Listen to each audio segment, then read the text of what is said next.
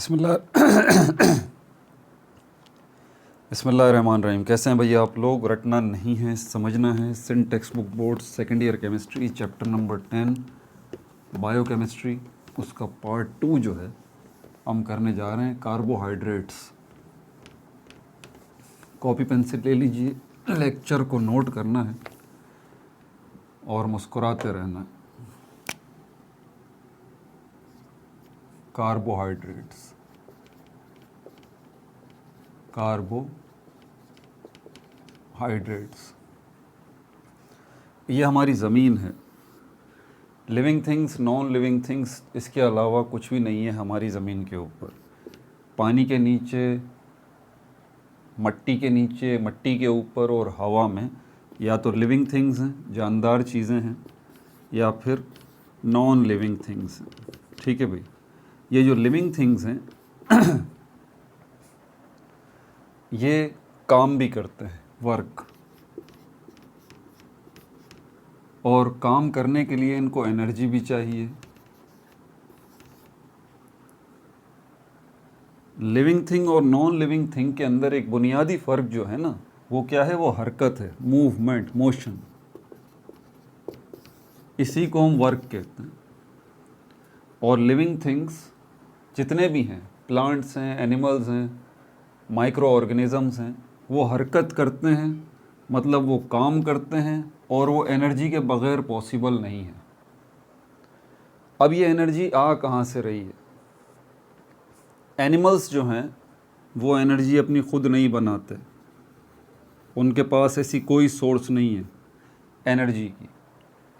Biology की ज़बान में मैं भी एनिमल ही कंसीडर किया जाता हूँ, आप भी, ठीक है। लेकिन मैं तो हरकत कर रहा हूँ, तो इसका मतलब मेरी बॉडी में एनर्जी है। तो मेरी बॉडी में एनर्जी फिर कहाँ से आ गई? क्या मैंने खुद बनाई? नहीं, मैंने खुद नहीं बनाई अपनी बॉडी के अंदर एनर्जी, मैंने कहीं से ली है। इन फैक्ट एनिमल्स और एनिमल्स या एनिमल लाइक जो ऑर्गेनिज़म्स हैं, सब के सब एनर्जी को ऑब्टेन करते हैं, हासिल करते हैं, खुद नहीं बना सकते। अब किन से हासिल करते हैं? प्लांट्स या प्लांट लाइक ऑर्गेनिज़म्स से, प्लांट्स या प्लांट लाइक ऑर्गेनिज़म्स से, इनसे हासिल करते हैं। क्लियर हो गई ये बात? ज़मीन की बात कर दी, living things, non living things की बात कर दी। लिविंग थिंग्स मैंने कहा जानदार चीज़ों की पहचान उनकी हरकत है। अगर हरकत कर रहे हैं जानदार तो वो लिविंग थिंग्स हैं। अगर हरकत बंद कर दी, मर गए हैं, अब हरकत नहीं कर सकते, तो हम कहेंगे कि अब ये लिविंग थिंग्स नहीं रहे, नॉन लिविंग थिंग्स हो गए हैं। क्या है आखिर उनके अंदर? एनर्जी है। इसके बगैर वो काम नहीं कर सकते, हरकत नहीं कर सकते। फिर बताया ये एनर्जी जो है, एनिमल्स और एनिमल लाइक जो ऑर्गेनिज़म्स हैं, ये एनर्जी खुद नहीं बना सकते, ठीक है। ये ऑब्टेन करते हैं, हासिल करते हैं। किन से? प्लांट्स और प्लांट लाइक ऑर्गेनिज़म्स से हासिल करते हैं। तो प्लांट और प्लांट लाइक ऑर्गेनिज़म्स जो हैं वो ये एनर्जी क्या कर रहे हैं? वो बना रहे हैं। किस शक्ल में बना रहे हैं? वो इस शक्ल में बना रहे हैं, ग्लूकोज। ये ग्लूकोज क्या है? ये एक मॉलिक्यूल है, C6H12O6। ये है वो ग्लूकोज जो कि एक मॉलिक्यूल है। और ये तैयार कौन कर रहा है? ये तैयार कर रहे हैं प्लांट्स या प्लांट लाइक ऑर्गेनिज़म्स।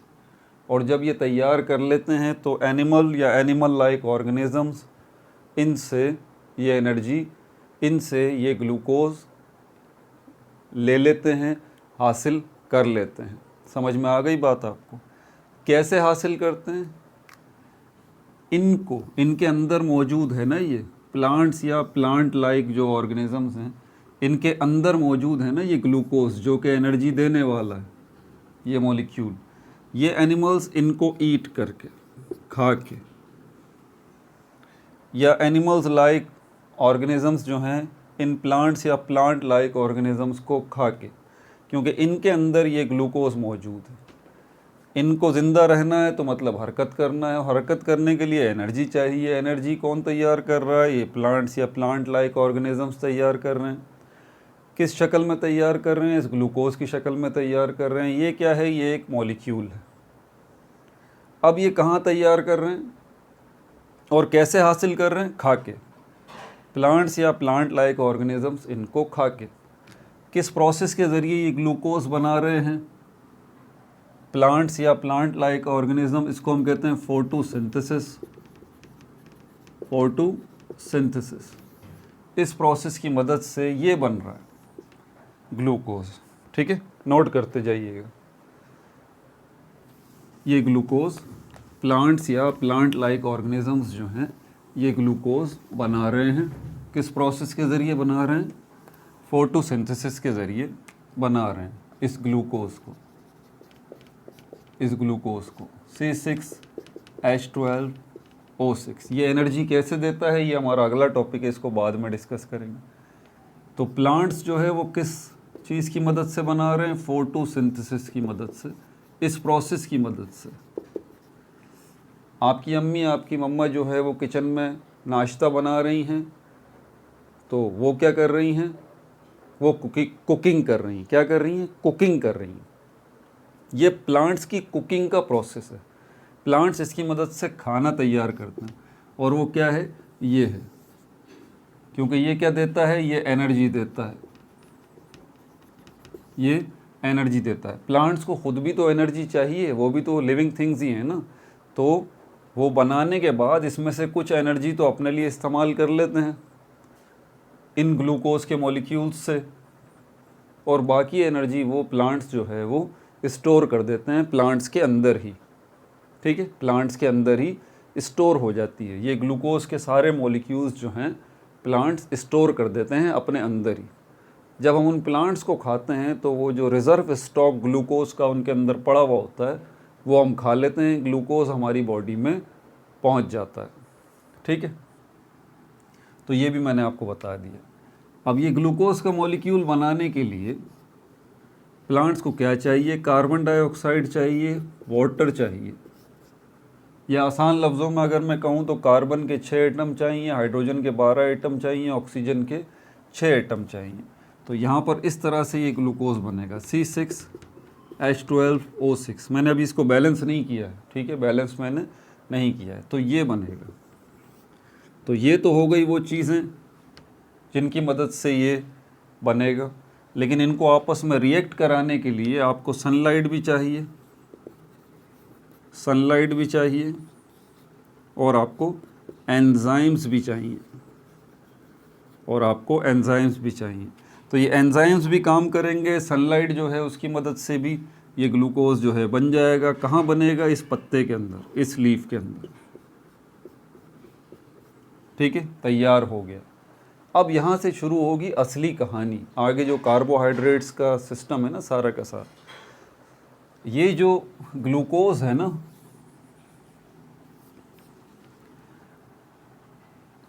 ये क्या है?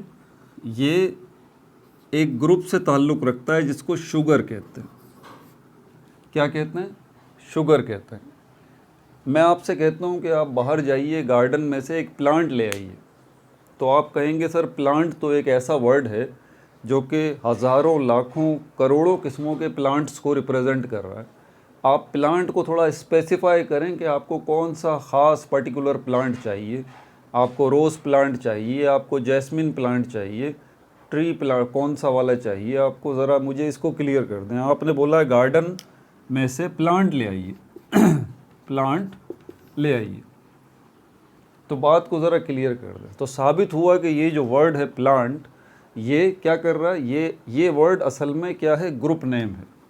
ये क्या है? ग्रुप नेम है। ये ग्रुप नेम है। ये किसी एक स्पेसिफिक प्लांट की बात नहीं कर रहा, बल्कि ये नाम सारे प्लांट्स के ग्रुप को रिप्रेजेंट कर रहा है। ये नाम जो है प्लांट, सारे जितने भी प्लांट्स हैं सबको रिप्रेजेंट कर रहा है ये नाम। तो जब आपसे कहा जाता है कि गार्डन में से प्लांट ले आइए, तो आपने कोई ख़ास प्लांट नहीं कहा, क्योंकि सारे ही प्लांट है गार्डन में, तो कोई स्पेसिफिक तो बताइए। बिल्कुल इसी तरह जब हम शुगर की बात करते हैं तो ये शुगर जो है ये भी क्या है, ये ग्रुप नेम है। Variety of sugars are there, sugar की बहुत सारी वैरायटी हैं। अब देखें आपके लिए मुश्किल होता जाएगा थोड़ा थोड़ा। शुगर की बहुत सारी वैरायटी हैं, ये बात जहन में रखिएगा। जिसमें से एक ये ग्लूकोज है, जिसमें से एक ये ग्लूकोज है। और भी शुगर की टाइप्स हैं, और भी शुगर की टाइप्स हैं, लेकिन बुनियादी तौर पर प्लांट्स इसको बनाते हैं। और इसमें फिर थोड़ा रद्दोबदल होता है, थोड़ी इसमें चेंजेस होती हैं, तो ये शुगर की दूसरी टाइप बन जाती है जिसको फ्रक्टोज कहते हैं। तीसरी टाइप बन जाती है जिसको गैलेक्टोज कहते हैं। तो ये बात बड़ी अहम है, इसको नोट कर लें अपने पास कि जब शुगर की बात की जाती है तो शुगर सिर्फ ग्लूकोज नहीं है, शुगर और भी वैरायटी के हैं, शुगर और भी वैरायटी के हैं। ठीक है, अब ये शुगर तो है बन गए। अब प्लांट ने क्या किया, अब जो है वो क्या करेगा, इसको स्टोर करेगा। जितना उसने लेना है, जितनी एनर्जी इससे लेनी है, अब जो है वो इसको स्टोर करेगा। कैसे स्टोर करेगा, ये जो ग्लूकोज के मॉलिक्यूल्स हैं ढेर सारे जो पत्ते में बने हुए हैं, ढेर सारे ये जो ग्लूकोज के मॉलिक्यूल यहाँ पर बने हुए हैं, करोड़ों अरबों खरबों ग्लूकोज के मॉलिक्यूल एक पत्ते में तैयार हो गए। जितने प्लांट को ज़रूरत है, जहाँ जहाँ ज़रूरत है, देखिए पूरी बॉडी में काम तो हो रहा है ना प्लांट की स्टेम में भी काम हो रहा है, प्लांट की रूट्स में भी काम हो रहा है, ब्रांचेस में भी काम हो रहा है, फ्लावर्स में भी काम हो रहा है, हर जगह काम हो रहा है। हर जगह काम हो रहा है तो हर जगह एनर्जी चाहिए, और हर जगह अगर एनर्जी चाहिए तो हर जगह पर ग्लूकोज के मॉलिक्यूल होने चाहिए। तो ये जो करोड़ों के हिसाब से, अरबों के हिसाब से एक पत्ते के अंदर ये ग्लूकोज के मॉलिक्यूल बन रहे हैं, तो ये आगे डिस्ट्रीब्यूट हो जाते हैं। C6H12O6 पूरी प्लांट बॉडी में डिस्ट्रीब्यूट हो जाते हैं। उसके बाद भी बहुत बड़ी तादाद ग्लूकोज के मॉलिक्यूल्स की बच जाती है। अब प्लांट क्या करता है, इन बचे हुए ग्लूकोज के मॉलिक्यूल्स को बोलता है कि स्टोर कर दो। क्या कर दो, स्टोर कर दो भाई, स्टॉक में डाल दो इनको, ताकि फिर बाद में भी हम इनको इस्तेमाल कर सकें। अब ये स्टोर जो होते हैं, ये अरबों खरबों ग्लूकोज के मॉलिक्यूल्स, ये शुगर के मॉलिक्यूल्स, ठीक है, तो ये ऐसे ही नहीं स्टोर होते, बल्कि ये क्या बनते हैं, ये ज्वाइन होते हैं, ये ज्वाइन होते हैं। अब अगर ग्लूकोज के मॉलिक्यूल को मैं एक स्टार की शक्ल से रिप्रेजेंट करूं, मिसाल के तौर पर, तो यहाँ पर क्या होगा, इस तरह से ये ज्वाइन हो जाएंगे, इनके दरमियान बॉन्ड बनेगा, ये इस तरह से बॉन्ड बनेगा।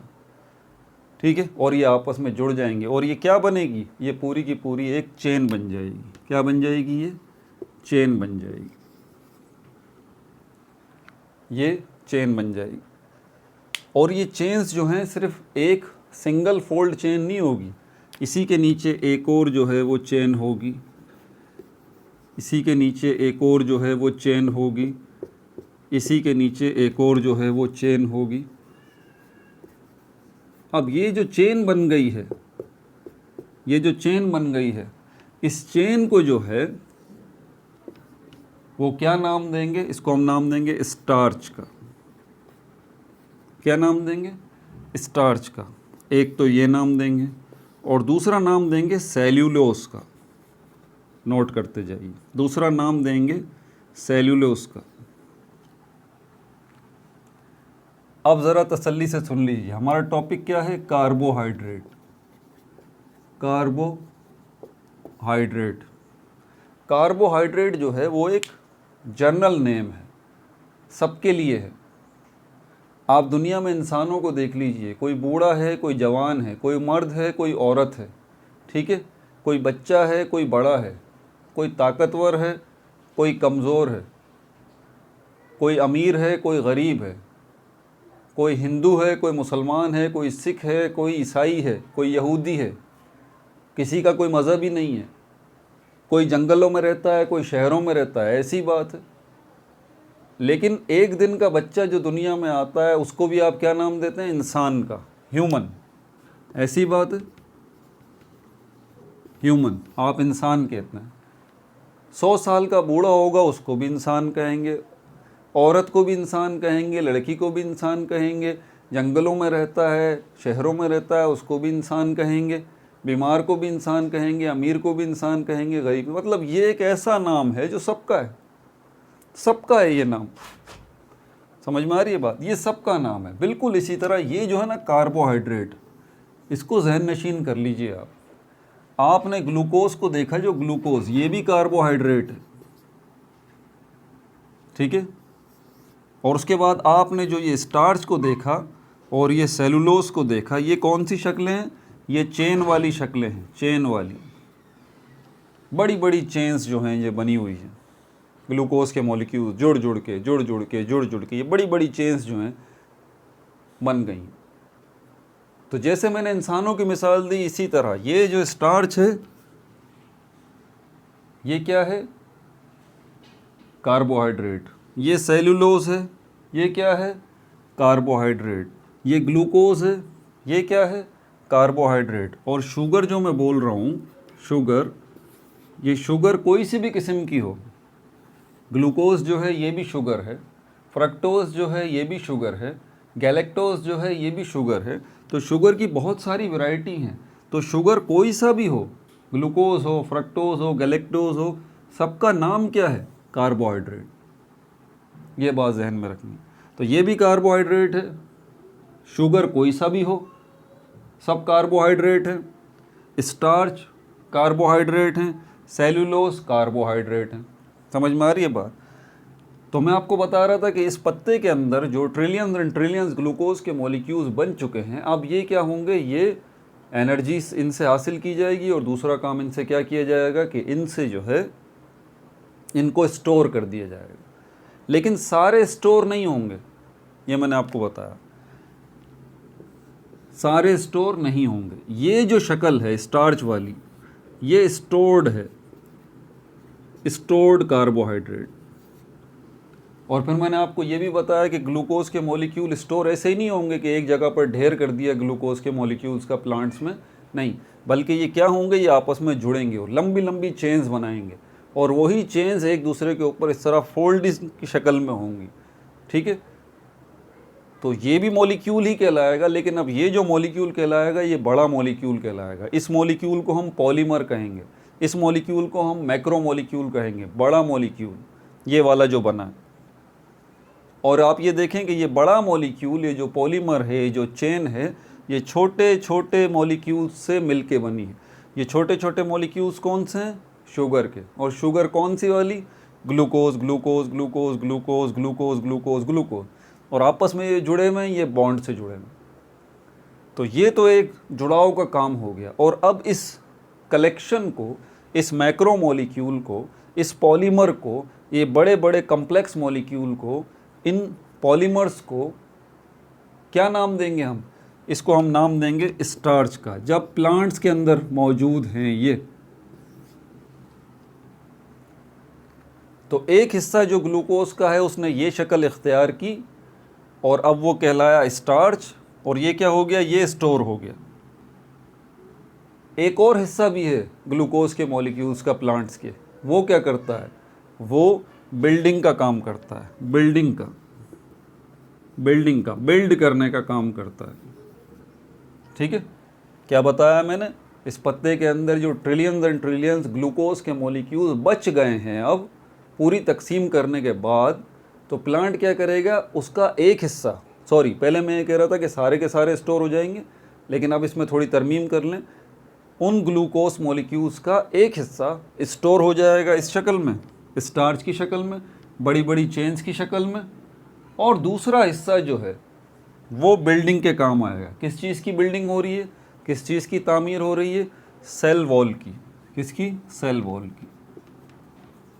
ये जो प्लांट सेल के अंदर सेल वॉल होती है, ठीक है, ये जो सेल वॉल होती है प्लांट सेल के अंदर, ये सारी की सारी ये सेल वॉल जो है, ये सेल वॉल किस केमिकल से मिलके बनी होती है? इस केमिकल को हम कहते हैं क्या? सेलुलोज। और ये सेलुलोज जो है ये बेसिकली क्या है?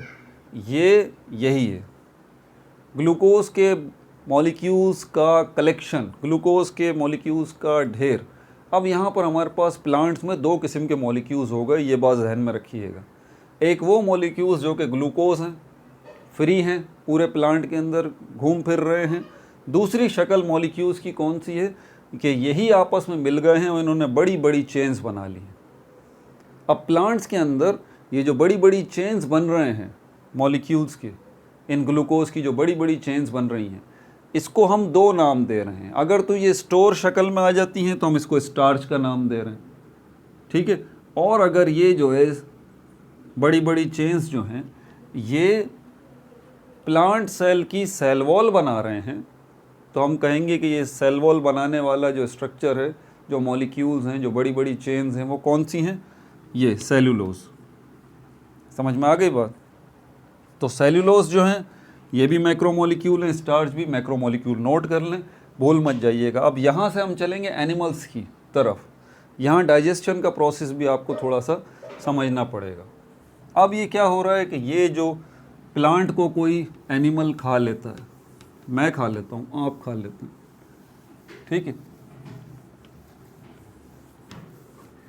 क्योंकि हम तो एनर्जी बना नहीं सकते, हमें हरकत करनी है, मुझे हरकत करनी है भाई, तो मुझे ब्रेकफास्ट खाना पड़ेगा। ब्रेकफास्ट नहीं खाऊंगा तो लेक्चर कहाँ से दूंगा? तो ब्रेकफास्ट मैंने खा लिया। अब ब्रेकफास्ट खा लिया, उसमें क्या है? पराठा है, अंडा है, चाय है। तो पराठा किससे बना है भाई? गंदुम से बना है, वीट से बना है। वीट कहाँ से आई है? प्लांट से आई है, गंदुम की फसल से आई है। गंदुम क्या है? उसकी फसल क्या है? पौधा क्या है? प्लांट है। तो गंदुम की फसल जब लगी तो वो प्लांट्स लगे जो बड़े हुए, उन्होंने फोटोसिंथेसिस का प्रोसेस किया और अपने अंदर जितने ग्लूकोज के मॉलिक्यूल्स थे उनको स्टार्च की शक्ल दे के स्टोर कर दिया। वही वीट जो है उसको हमने अलग किया। अलग करने के बाद वही वीट जो है वो चक्की पे गई और वही वीट जो है उसको क्या किया गया? ग्राइंड किया गया, उसका आटा बना। उसी आटे से अम्मी ने पराठा बनाया, आपकी अम्मी ने पराठा बनाया और आपने वो पराठा खा लिया। अब आपकी बॉडी में क्या चला गया? आप बोलेंगे हमारी बॉडी में सर ये पराठा चला गया है। ओ भाई, इसके अंदर क्या है? ये पराठा किससे बना है? वीट से। वीट क्या है? वीट स्टार्च ही तो है जी। ये वही स्टार्च है, ये शक्ल जो है ये वही स्टार्च है। सारे के सारे आपकी बॉडी के अंदर जो वीट आपकी बॉडी में चला गया तो स्टार्च आपकी बॉडी में चला गया। कहाँ चला गया? आपने खाया, एक लुकमा लिया, पेट में गया, ये रहा आपका पेट, और यहाँ से ये आगे आया स्मॉल इंटेस्टाइन में। स्मॉल इंटेस्टाइन तक पहुँचते पहुँचते पता है क्या हुआ है? ये स्टार्च के अंदर ये जो बड़ी बड़ी चेन्स थी, ये चेन्स जो थी ये टूटनी शुरू हो गई, ब्रेक होनी शुरू हो गई, अलग अलग अलग, ये स्टार अलग होना शुरू हो गए। याद है ये स्टार मैंने आपको क्या बताया था? ये क्या है? ये ग्लूकोज के मॉलिक्यूल, ये ग्लूकोज के मॉलिक्यूल, ठीक है, C6H12O6। अब आप सोच रहे होंगे कि आपने जब खाना खाया है, पेट में चला गया, स्मॉल इंटेस्टाइन में चला गया, तो पूरा का पूरा ये जो स्टार्च है, ये बड़ी बड़ी जो चेन्स हैं ग्लूकोज के मॉलिक्यूल्स की, ये पूरी बड़ी बड़ी चेन्स ही चली जाएं। क्योंकि देखें, आपकी पूरी बॉडी सेल्स से मिलके बनी है। आप अगर हरकत कर रहे हैं तो मतलब आपकी बॉडी के सेल्स हरकत कर रहे हैं। आप बात कर रहे हैं तो मतलब आपकी बॉडी के, आपके फेस के, आपके लिप्स के, टंग के सेल्स जो हैं वो बात कर रहे हैं। आप नहीं देख रहे, आपकी आँखों के सेल्स देख रहे हैं भाई। आप नहीं सोच रहे, आपके दिमाग के सेल्स सोच रहे हैं। आपका हाथ नहीं हरकत कर रहा, ये यहाँ के सेल्स हरकत कर रहे हैं। तो साबित हुआ कि जब मेरा पूरा वजूद जो है वो सेल्स से मिलके बना है, और अगर मैं हरकत कर रहा हूँ तो मुझे एनर्जी चाहिए, तो असल में मुझे नहीं चाहिए, मेरे वजूद के सेल्स को चाहिए, क्योंकि मैं सेल्स से मिलके बना हूँ। अब सेल्स तक वो एनर्जी जाएगी कैसे? और एनर्जी जो जाएगी वो किस शक्ल में? इस शक्ल में जाएगी, ग्लूकोज की शक्ल में। तो आपने प्लांट से ये गंदुम ले तो ली, उससे पराठा बना लिया, स्टार्च आपकी बॉडी में खा लिया, स्टमक से आगे स्मॉल इंटेस्टाइन में ये पहुंच गया। अब अगर क्या होगा? अब आपके हर सेल तक पहुंचाने वाला जो गाड़ी है, जो इसको लेके जाएगी, इस स्टार्च को लेके जाएगी गाड़ी, वो क्या है? वो ब्लड है। वो क्या है? वो ब्लड है। और ये ब्लड में कब जाएगा ये स्टार्च? जब स्मॉल इंटेस्टाइन से डिफ्यूज़ हो जाएगा ब्लड के अंदर। और ब्लड घूमता फिर रहा है आपकी बॉडी के अंदर, पूरी बॉडी में, सब जगह जा रहा है, सब जगह जा रहा है ये ब्लड। दिमाग में भी, हाथों में भी, पैरों में भी, हर जगह ये ब्लड जा रहा है। जहाँ जहाँ सेल मौजूद हैं आपके, वहाँ वहाँ ये ब्लड मौजूद है। क्यों? क्योंकि ब्लड का आना जाना लगा रहेगा भाई। ब्लड का काम ही, ब्लड तो गाड़ी है ना, ये इसको, इस स्टार्च को, इस बड़ी बड़ी चेन्स के को लेके जाने का काम ब्लड का है। और ब्लड आपकी बॉडी के अंदर सेल्स में इनको ले जाएगा। लेकिन लेकिन लेकिन ये इस शक्ल में नहीं जा सकते। आपकी स्मॉल इंटेस्टाइन के अंदर इतनी जगह नहीं होती, इसीलिए ज़रूरत है इसकी कि इसका ब्रेक डाउन हो, कि इनको जो है वो ब्रेक किया जाए, इनको तोड़ा जाए, इनको तोड़ा जाए। और ये बड़ी बड़ी चेन्स जो हैं, ठीक है, ये बड़ी बड़ी चेन्स जो हैं, ये सिंगल सिंगल मॉलिक्यूल में टूटने का नाम ही असल में डाइजेशन है। तो अब हम जब कहते हैं ना कि हम फूड को डाइजेस्ट कर रहे हैं, हम कार्बोहाइड्रेट को डाइजेस्ट कर रहे हैं, हम प्रोटीन को डाइजेस्ट कर रहे हैं, ठीक है, हम जो है वो लिपिड्स को डाइजेस्ट कर रहे हैं, तो हम दूसरे लफ्ज़ों में क्या बोल रहे होते हैं कि असल में हम इन बड़ी बड़ी चेन्स को तोड़ रहे हैं। हमारा डाइजेस्टिव सिस्टम इन बड़ी बड़ी चेन्स को तोड़ रहा है एंजाइम्स की मदद से और दूसरे केमिकल्स की मदद से, ठीक है। और ये टूटने के बाद जब ये अलग अलग हो जाते हैं, ग्लूकोज के मॉलिक्यूल आपकी स्मॉल इंटेस्टाइन में हैं, अब ये आपकी स्मॉल इंटेस्टाइन के होल्स में से गुजर के ये ब्लड में शामिल हो सकते हैं। तो ये ब्लड में शामिल हो गए और ये चले गए, और आगे जो है सारा का सारा आपका जो है वो हर सेल तक ये ग्लूकोज पहुंच गया। अब ये ग्लूकोज जो सेल के अंदर पहुंच चुका है, ऑब्वियस सी बात है, अब मैं काम कर रहा हूँ, मतलब मेरे सेल्स काम कर रहे हैं, तो ये ग्लूकोज के मॉलिक्यूल पहुंच गए, इनसे एनर्जी मिल रही है, ओके फाइन। लेकिन क्या सारे ग्लूकोज के मॉलिक्यूल इस्तेमाल हो गए? नहीं ऐसी बात नहीं है। हमारी नीड से कई गुना ज़्यादा ग्लूकोज के मॉलिक्यूल हमारी बॉडी में जाते हैं, ठीक है। तो जितने ग्लूकोज के मॉलिक्यूल इस्तेमाल होने होते हैं, क्योंकि ये ग्लूकोज का मॉलिक्यूल ऐसे ही इस्तेमाल नहीं होगा, ये भी आपको पता है, ये एनर्जी ऐसे ही नहीं देगा। आप सांस लेते हैं, ऑक्सीजन जाती है लंग्स में, लंग्स से ये ऑक्सीजन ब्लड लेता है, और ब्लड लेके जो है पूरी बॉडी के अंदर घूमता है। पहले ब्लड ने जो है वो ये ग्लूकोज के मॉलिक्यूल सेल्स में पहुंचाए थे, अब जो है ब्लड ये ऑक्सीजन जो है लेके सेल्स में पहुंचाएगा। और पहुंचाने के बाद जो है जब ऑक्सीजन भी आ जाएगी और ये ग्लूकोज के मॉलिक्यूल भी आ जाएंगे, इनके दरमियान केमिकल रिएक्शन होगा, जिसके नतीजे में कार्बन डाइऑक्साइड गैस पैदा होगी, वाटर पैदा होगा, और ये डेल्टा एच, ये वो एनर्जी है जो पैदा हो जाएगी, ये वो एनर्जी है जो कि पैदा हो जाएगी। तो इस एनर्जी की हमें ज़रूरत है, डेल्टा एच इसकी। तो सेल्स इस्तेमाल कर रहे हैं, मैं भी इस्तेमाल कर रहा हूँ, आप भी इस्तेमाल कर रहे हैं, इसीलिए हम जिंदा हैं, हरकत कर रहे हैं, ओके फाइन। लेकिन क्या जितने हमने जो पराठा खाया था, इसमें जो वीट था, गंदुम था, उससे जो हमने स्टार्च लिया और ये डाइजेस्ट हो गया इंडिविजुअल ग्लूकोज के मॉलिक्यूल्स में, ये सब जो है हमारी बॉडी के अंदर चला गया, सेल्स में चला गया, तो क्या सारे इस्तेमाल में आ रहे हैं? नहीं नहीं, ऐसी बात नहीं है भाई। यहाँ पर भी स्टोरेज का सिस्टम होगा। ये ग्लूकोज के मॉलिक्यूल बिल्कुल दोबारा इसी तरह जुड़ेंगे, ये देखें, दोबारा इसी तरह, ये कौन से ग्लूकोज के मॉलिक्यूल होंगे? जो बच जाएंगे, जो बच जाएंगे, ये आपस में जुड़ेंगे इसी तरह, ये आपस में इसी तरह दोबारा ग्लूकोज के मॉलिक्यूल जुड़ेंगे, ग्लूकोज के मॉलिक्यूल इसी तरह दोबारा आपस में जुड़ेंगे और लंबी लंबी चेन बनाएंगे, लंबी लंबी चेन बनाएंगे। हमारा जिस्म भी, हमारे जिस्म के सेल्स भी यही काम करेंगे यही काम करेंगे कि इन ग्लूकोज के मॉलिक्यूल्स को अब दोबारा से सेल्स क्या करेंगे? इनको जोड़ेंगे। ग्लूकोज के मॉलिक्यूल्स के दरमियान ये बॉन्ड बनेगा, लंबी लंबी चेन्स बनेंगी, मैक्रो मॉलिक्यूल्स बनेंगे, पॉलीमर्स बनेंगे, ठीक है। तो सारे ये चेन बन जाएगी जब, अब ये स्टोर हो जाएगा। लेकिन ये बड़ी बड़ी जो चेन्स बन चुकी हैं अब ग्लूकोज की, इनको नाम क्या देंगे? देखें यही प्रोसेस प्लांट्स में हुआ था, प्लांट्स ने जब किया था तो हमने इन बड़ी बड़ी चेन्स को क्या नाम दिया था, स्टार्च का। अब अगर हमारी बॉडी के अंदर दोबारा ये प्रोसेस होगा कि ग्लूकोज के मॉलिक्यूल जो हैं वो जुड़ेंगे और बड़ी बड़ी चेन्स बनाएंगे, तो हम इनको क्या नाम देंगे, हम इनको नाम देंगे ग्लाइकोजन का, ग्लाइकोजन, ग्लाइकोजन। देखिए वो इंसानों वाली मिसाल आपको याद रखनी है, वो नहीं भूलनी। बुढ़ा है वो भी इंसान है, जवान है वो भी इंसान है, बच्चा है वो भी इंसान है, ठीक है, मर्द है औरत है, इंसान है। दो पैरों पे चलने वाली मखलूक को डेफिनेशन में इंसान कहा जाता है, ह्यूमन बीइंग, होमो सेपियन। बिल्कुल इसी तरह यहाँ पर कार्बोहाइड्रेट की मैं बात बता रहा हूँ आपको।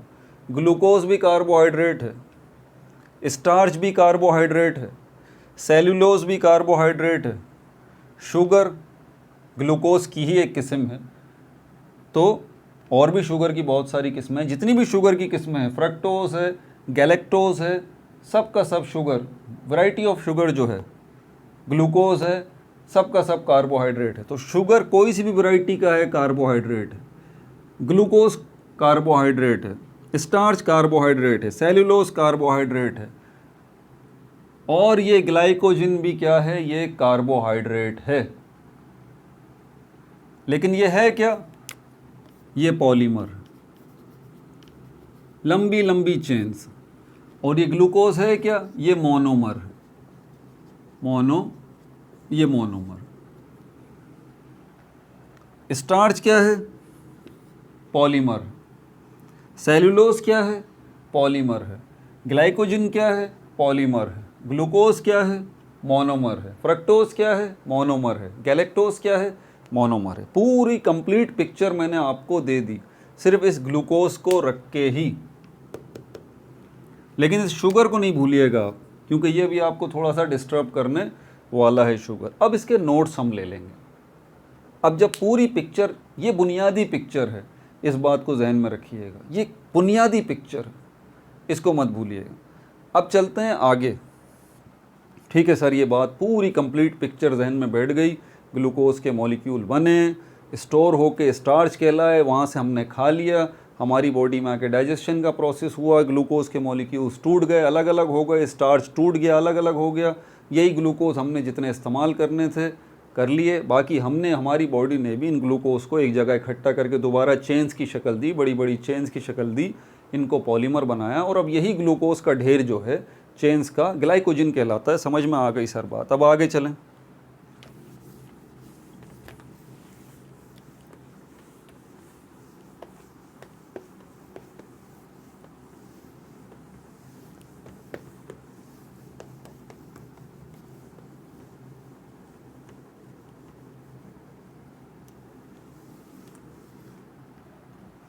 बायोकेमिस्ट्री के अंदर आप 3 किस्म के पॉलीमर्स को डिस्कस करते हैं बुनियादी तौर पर। चौथी किस्म भी है, लेकिन अभी फ़िलहाल वो आपके इसमें नहीं है। फर्स्ट ईयर की केमिस्ट्री के अंदर, फर्स्ट ईयर की बायोलॉजी के अंदर तफसील से बात है, ये तो हम सेकेंड ईयर की केमिस्ट्री देख रहे हैं।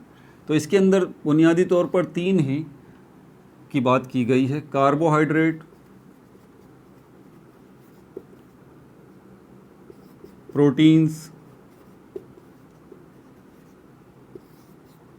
लिपिड्स। आप यकीन कीजिए, अभी जो आपने ये कार्बोहाइड्रेट का पूरा सिनेरियो समझा है ना, पॉलीमर का कॉन्सेप्ट समझा है जो कि चेन है, मोनोमर का कॉन्सेप्ट समझा है जो कि स्मॉल मॉलिक्यूल है, small molecule of chain, small molecule of chain, small molecule of chain. यही सारा सेटअप प्रोटीन के अंदर भी है। प्रोटीन की भी इसी तरह बड़ी बड़ी चेन्स हैं, ठीक है, और लिपिड्स की भी इसी तरह बड़ी बड़ी चेन्स हैं, ठीक है। ये बात जहन में रखिएगा। कार्बोहाइड्रेट्स की बड़ी बड़ी चेन्स को तो अभी आपने सुन लिया, 3 नाम इसके अभी आपने सुन लिए। प्लांट्स के अंदर कौन कौन सी शक्ल में होता है? स्टार्च और सेल्यूलोज, और एनिमल्स में ग्लाइकोजन, एनिमल्स में ग्लाइकोजन। प्रोटीन्स के अंदर भी ऐसा होता है और लिपिड्स के अंदर भी। बहरहाल जो प्रोटीन और लिपिड्स की बात तो हम बाद में करेंगे। अब ये मेरा वजूद जो है, ये जो मेरी बॉडी आपको नज़र आ रही है, इसके अंदर हाथ पे हैं, पैर हैं, आँखें हैं, सर है, ठीक है, अंदरूनी आज़ा हैं मेरे जिस्म के, और ये बैरूनी आज़ा हैं। इन्हीं आज़ा, इन्हीं ऑर्गन्स के मजमूए का नाम सरासिफ है, ठीक है। अब ये आगे सारे ऑर्गन्स किससे मिलके बने हैं? टिश्यूज़ से। टिश्यूज़ आगे किससे मिलके बने हैं? सेल्स से। सेल्स आगे किससे मिलके बने हैं? सेल मेम्ब्रेन, साइटोप्लाज्म और न्यूक्लियस। सेल मेम्ब्रेन और साइटोप्लाज्म और न्यूक्लियस आगे किससे मिलके बने हैं? मैक्रोमोलिक्यूल्स से। मैक्रोमोलिक्यूल्स से। ये जो मैक्रोमोलिक्यूल है ना, ये जो मैक्रोमोलिक्यूल है ना, ये मैक्रोमोलिक्यूल यही हैं: कार्बोहाइड्रेट, प्रोटीन, लिपिड्स।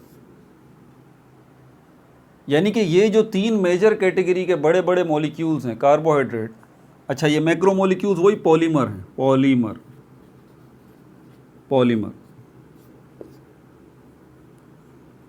ठीक है।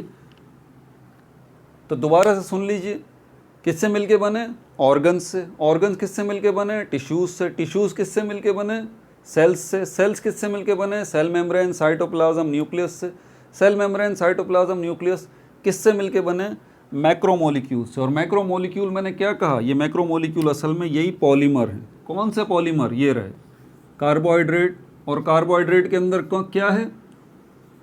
स्टार्च। स्टार्च तो नहीं होगा खैर, क्योंकि हम तो बायोलॉजी की ज़बान में एनिमल की कैटेगरी के अंदर आते हैं ना। सेलुलोज भी नहीं होगा। हमारी बॉडी की अगर हम बात करें तो ग्लाइकोजिन होगा। ग्लाइकोजिन वो कार्बोहाइड्रेट है जो कि क्या है? पॉलीमर है। इसको मैक्रोमोलिक्यूल कहते हैं।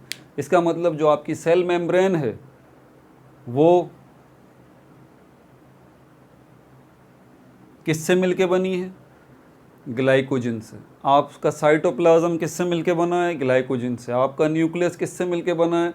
ग्लाइकोजिन से। वेट, सिर्फ ग्लाइकोजिन से मिलके नहीं बना, कुछ और कैटेगरी के भी हमारे पास पॉलीमर मौजूद हैं। ये रहा प्रोटीन, ये भी पॉलीमर है।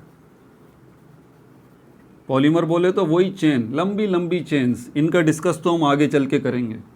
लंबी लंबी चेन्स, इसका डिस्कस हम आगे चल के करेंगे। ये पॉलीमर जो प्रोटीन है, ठीक है। तो ये तो हमारे आगे बात करेंगे इन प्रोटीन्स की तो, लेकिन अभी ये हैं पॉलीमर ही। इसी तरह लिपिड्स जो हैं ये भी पॉलीमर है, चेन्स की शक्ल में। तो मैं आपको क्या समझाना चाहता हूँ? मैं आपको आसान सी बात ये समझाना चाहता हूँ कि आपका वजूद जो ऑर्गन से मिलके बना है, टिश्यूज़ से मिलके बना है, सेल्स से मिलके बना है, सेल मेम्ब्रेन, साइटोप्लाज्म, न्यूक्लियस से मिलके बना है, वो आगे जिन मैक्रोमोलिक्यूल्स से मिलके बने हैं वो यही हैं: कार्बोहाइड्रेट्स, प्रोटीन्स, लिपिड्स। इन्हीं से मिलके बने। आपकी हड्डियाँ, आपका खून, आपका गोश्त, आँखें, बाल, सब बुनियादी तौर पर इन 3 किस्म के पॉलीमर्स से ही मिलके बने हैं। इस बात को जहन में रखिएगा पक्का पक्का। लेकिन इन 3 के अंदर जो मेजर काम है वो प्रोटीन्स का है। प्रोटीन्स आपके वजूद को ज़्यादातर बनाने वाले हैं, ज़्यादातर, मैक्सिमम आपका वजूद जो है वो प्रोटीन है। प्रोटीन है आपके गोश्त, आपके जिस्म का गोश्त पूरा का पूरा प्रोटीन है, बाल हैं, और आपके जिस्म के अज़ा तकरीबन प्रोटीन हैं। 100% नहीं कह सकते, क्योंकि मैंने कहा ना कुछ परसेंटेज उसमें कार्बोहाइड्रेट की भी होगी, कुछ परसेंटेज उसमें लिपिड्स की भी होगी, ठीक है। कार्बोहाइड्रेट्स, इनका आपकी बॉडी बिल्डिंग के अंदर इतना किरदार नहीं है, लेकिन इतना नहीं है। बुनियादी तौर पर कार्बोहाइड्रेट्स आपको एनर्जी देते हैं, जिससे आप हरकत करते हैं और जिंदों में शुमार होते हैं, ठीक है। लिपिड्स जो हैं इनका भी बुनियादी काम आपका वजूद बनाना नहीं है, लेकिन थोड़ा बहुत हिस्सा इसका भी होता है, लेकिन मुकम्मल नहीं। ये क्या है? ये रिज़र्व एनर्जी है। ये क्या है? ये रिज़र्व एनर्जी, रिज़र्व एनर्जी, जिसको आम लफ्ज़ों में हम क्या कहते हैं? फैट कहते हैं, फैट्स कहते हैं, चर्बी, ठीक है भाई। ये सारा ओवरव्यू मैंने दे दिया। अब इनके नोट्स ले लेते हैं।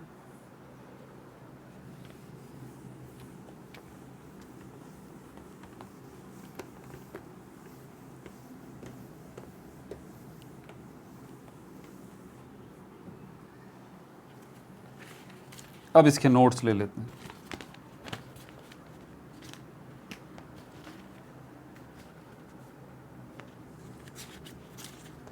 कार्बोहाइड्रेट्स, नोट करते जाइए।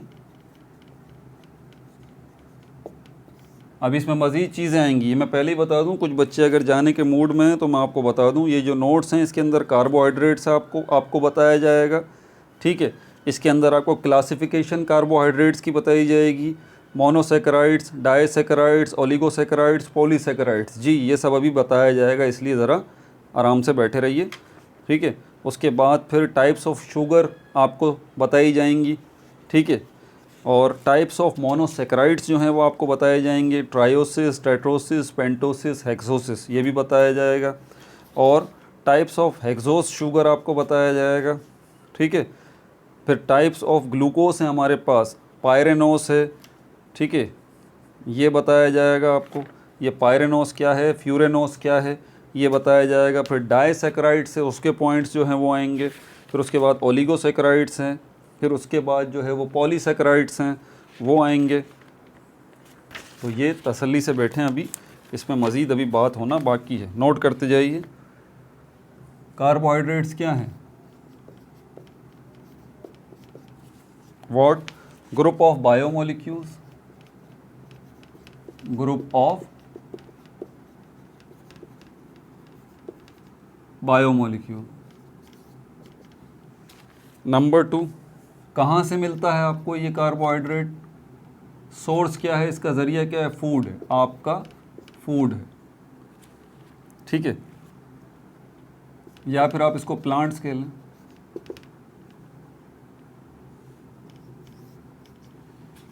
नंबर 3, अब इसकी डेफिनेशन अगर हम देखें कार्बोहाइड्रेट्स की, कार्बोहाइड्रेट्स की डेफिनेशन नोट कर लीजिए। Organic compounds that either consist of alcohol, either consist of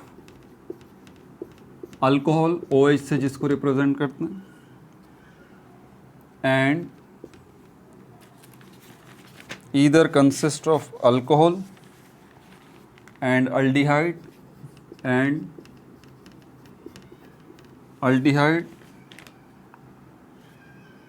और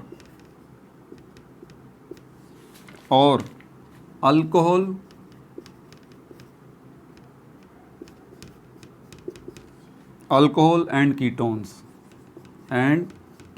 मतलब कार्बोहाइड्रेट्स जो हैं वो ऑर्गेनिक कंपाउंड्स तो हैं, लेकिन कार्बोहाइड्रेट्स बुनियादी तौर पर दो किस्म के हैं हमारे पास यहाँ पर। एक कार्बोहाइड्रेट वो हैं जो कि अल्कोहल और अल्डिहाइड से मिलके बने, दूसरे कार्बोहाइड्रेट वो हैं जो अल्कोहल और कीटोन्स से मिलके बने, ठीक है भाई। क्या मतलब हुआ इसका?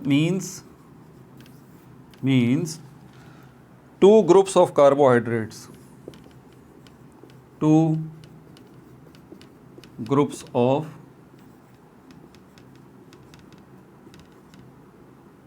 कार्बोहाइड्रेट्स के दो ग्रुप हो गए, या कार्बोहाइड्रेट्स की दो बुनियादी क्लासेस हो गई। एक क्लास है पॉलीहाइड्रोऑक्सीअल्डिहाइड, अब इसके नाम पे गौर करना है, पॉलीहाइड्रोऑक्सीअल्डिहाइड, और दूसरा है पॉलीहाइड्रोऑक्सी कीटोन्स,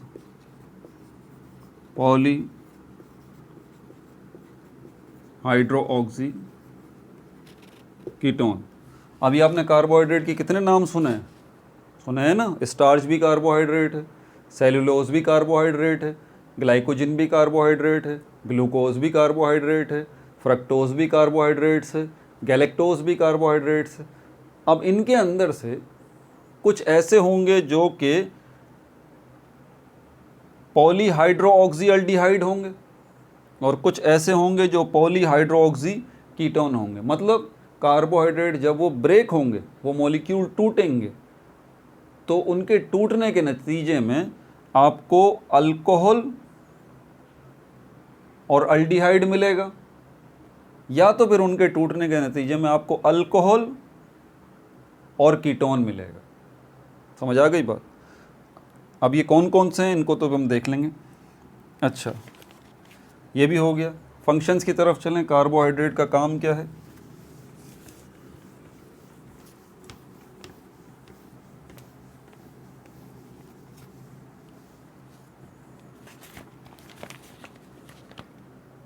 काम क्या है इसका? फंक्शन,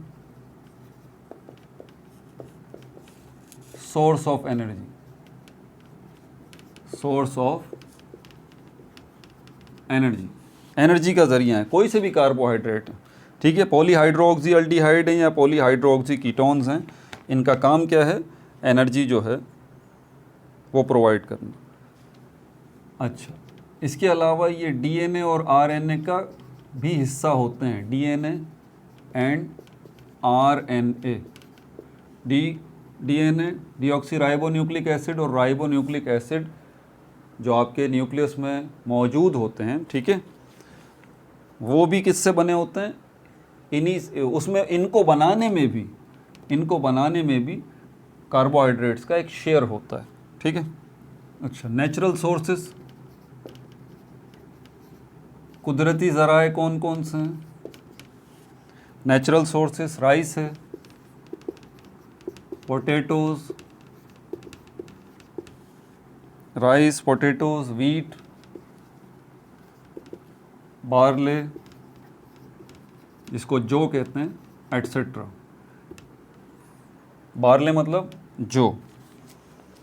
अब यहाँ पर क्लासिफिकेशन देख लें। इसकी क्लासिफिकेशन दो तरह से होती है कार्बोहाइड्रेट्स की, मतलब इसकी क्लासेस बनाना, या तो स्ट्रक्चर की बुनियाद पर, दूसरा फंक्शन की बुनियाद पर। तो यहाँ नोट कर लीजिए क्लासिफिकेशन।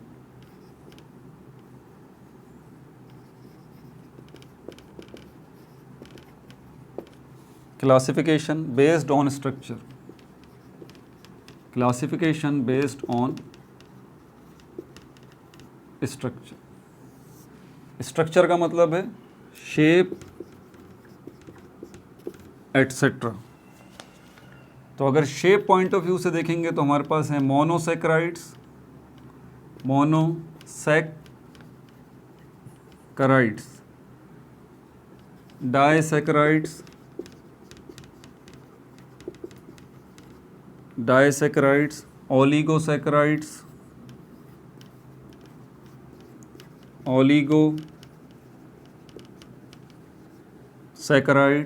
और polysaccharides. Polysaccharides.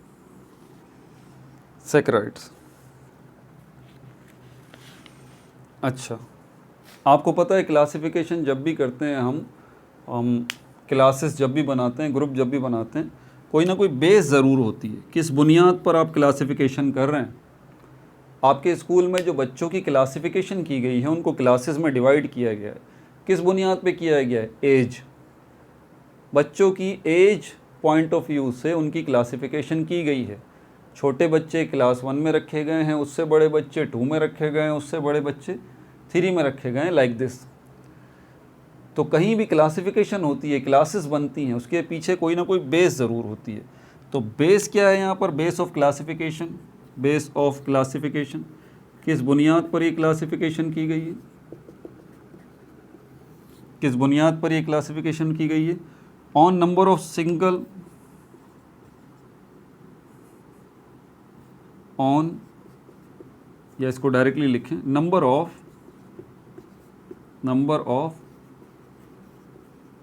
Sugar unit, number of sugar molecule.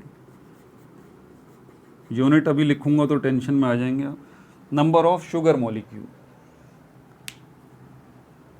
Number of sugar molecule. अब ये शुगर याद है आपको? मत भूलिएगा, यहाँ से गड़बड़ शुरू हो जाएगी आपके कॉन्सेप्ट की। शुगर में सिर्फ ग्लूकोज नहीं आता मेरे भाई, जहन में रखना है। शुगर बहुत सारी वैरायटी की है, शुगर बहुत सारी वैरायटी की है, जिसमें से एक शुगर ग्लूकोज को आप जानते हैं, C6H12O6।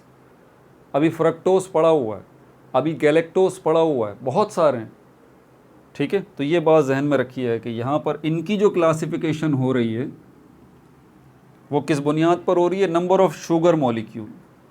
अब वो शुगर का मॉलिक्यूल ग्लूकोज हो सकता है, सपोज करें, तो यहाँ पर मोनोसैकेराइड जो है इसके अंदर एक ग्लूकोज का मॉलिक्यूल, ठीक है, वो भी शुगर ही है ना, ग्लूकोज। देखें सिर्फ ग्लूकोज को ले रहा हूँ मैं अभी, इसमें जो है वो मैं फ्रक्टोज गैलेक्टोज की बात नहीं कर रहा, सिर्फ शुगर की बहुत सारी टाइप में से एक टाइप को ले रहा हूँ, ग्लूकोज को।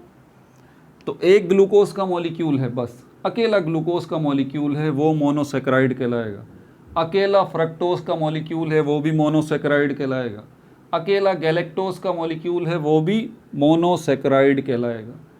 अगर दो ग्लूकोज के मॉलिक्यूल जुड़ गए हैं आपस में, ये डाइसेक्राइड कहलाएंगे।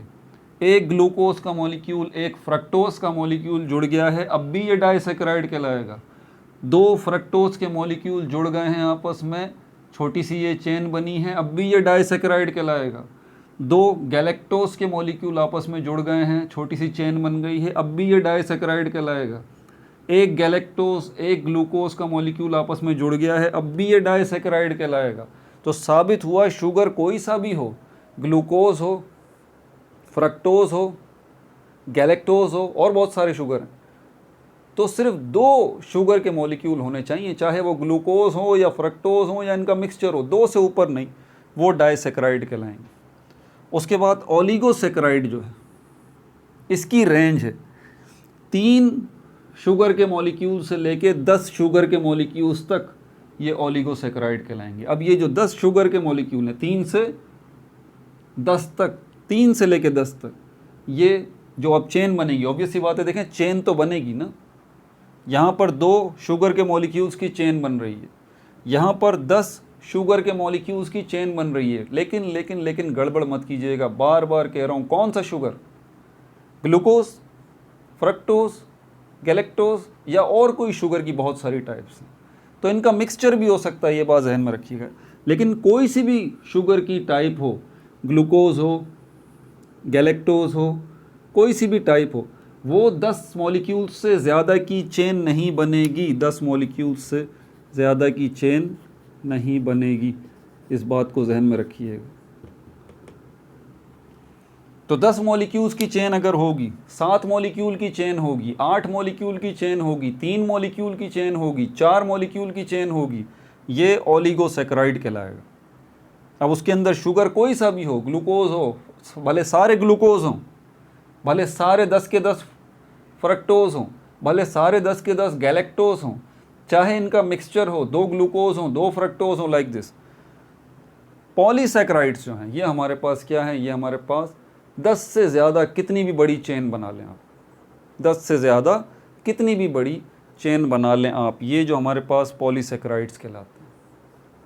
10 से ज़्यादा कितनी भी बड़ी चेन आप बना लें, ठीक है, 10 से ज़्यादा कितनी बड़ी चेन आप ग्लूकोज की बना लें, 10 से ज़्यादा कितनी बड़ी चेन आप जो है गैलेक्टोज की बना लें, 10 से ज़्यादा कितनी भी बड़ी चेन जो है वो आप फ्रक्टोज की बना लें, लाइक दिस। अब हमें ये शुगर जो मैंने 3 टाइप्स आपको बता दी हैं, अब इसकी ज़रा और टाइप्स आप नोट कर लीजिए। शुगर की टाइप्स जो हैं 3 ही बताई हैं, खैर अभी यहीं पे लिख लें आप। ये मैंने बेस नहीं लिखा, ये भी लिख देता हूँ, क्या है, हाँ बल्कि लिख दिया ना। अच्छा, टाइप्स ऑफ शुगर, इसको भी नोट कर लें भाई। टाइप्स ऑफ शुगर, ग्लूकोज भी शुगर है, फ्रक्टोज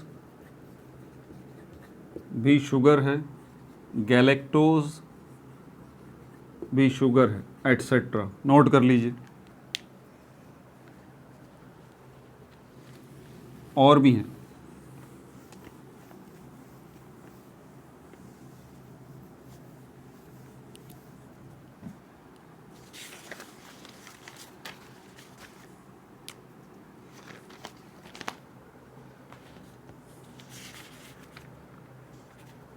अब टाइप्स ऑफ मोनोसेक्राइड्स, मोनोसेक्राइड तो आपको पता तो चल गया, लेकिन अब इसकी टाइप्स ऑफ मोनोसेक्राइड्स, ये इंशाल्लाह हम अगले पार्ट में डिस्कस करेंगे। वीडियो काफ़ी तवील हो गई है, अगले पार्ट के अंदर इसको डिस्कस करेंगे, पार्ट 3 के अंदर। ठीक है भाई, अपना बहुत ज़्यादा ख्याल रखिएगा। No like no subscribe, only share.